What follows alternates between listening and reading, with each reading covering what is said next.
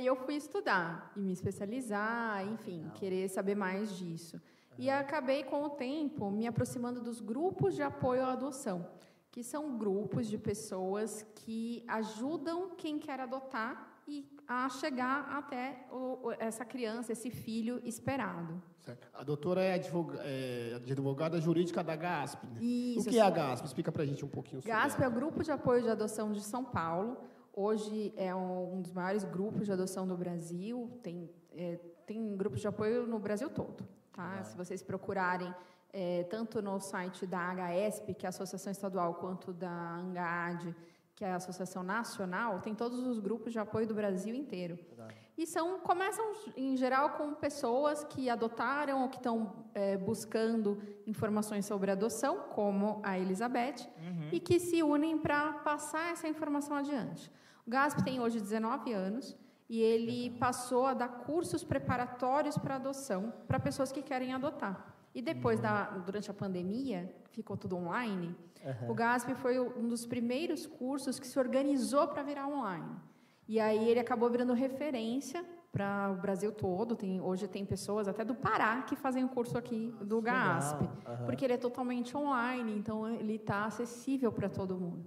São 4 aulas, onde a pessoa aprende um pouco da história da adoção, do que precisa esperar da adoção, de se preparar, as motivações, aprende também um pouco sobre a criança, as questões socioemocionais, e a última aula fala sobre os preconceitos na adoção.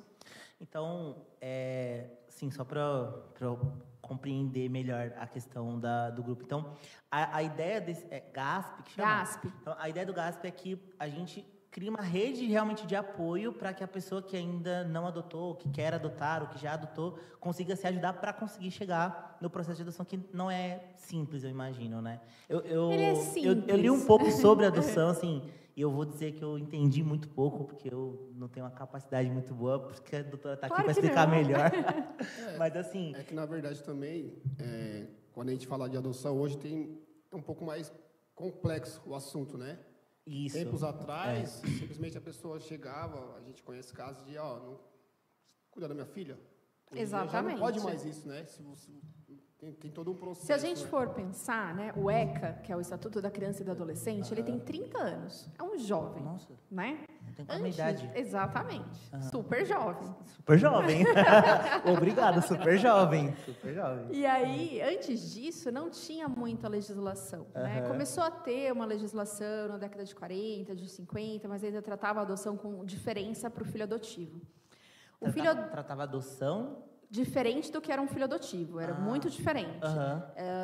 O filho adotivo não tinha os mesmos direitos de herança, tinha uma série de diferenças. Entendi. Tá? Só foi ser igual, filho adotivo e biológico, a partir de 88, com a Constituição nova. Aí, todos os filhos passaram a ter os mesmos direitos. Filho é filho, não pode ter adjetivo depois da palavra filho. Não importa, porque antes você tinha filho adotivo, filho bastardo, tinha um monte de coisa. Não pode mais, né? Depois de 88, é filho, ponto final. E aí, o ECA veio na sequência para trazer uma série de coisas, de inovações na área da criança e do adolescente, colocando a criança como sujeito de direito. Antes disso, a criança ela não tinha direitos. A criança era como um animal. Os pais eram donos quase assim daquela pessoa. E eles podiam fazer o que quisessem. Eles podiam dispor daquilo como bem entendessem. A mulher também já foi tratada assim no passado. A mulher só veio ter direitos próprios, por exemplo, direito a ter um CPF próprio, depois de 77. É bem recente. Sim. Né? Antigamente, antes de 77, a mulher ela usava o CPF do marido. Ela não tinha sua individualidade. Então, a sociedade veio evoluindo nesse aspecto e até que as crianças passassem a também ser sujeitos de direito. E aí mudou a lei. E aí você não pode mais dispor de uma criança e falar... pega aí para você como se fosse um filhotinho que você não quero larga, cuidar, vou não deixar quero, com alguém. deixa por aí. Não pode mais.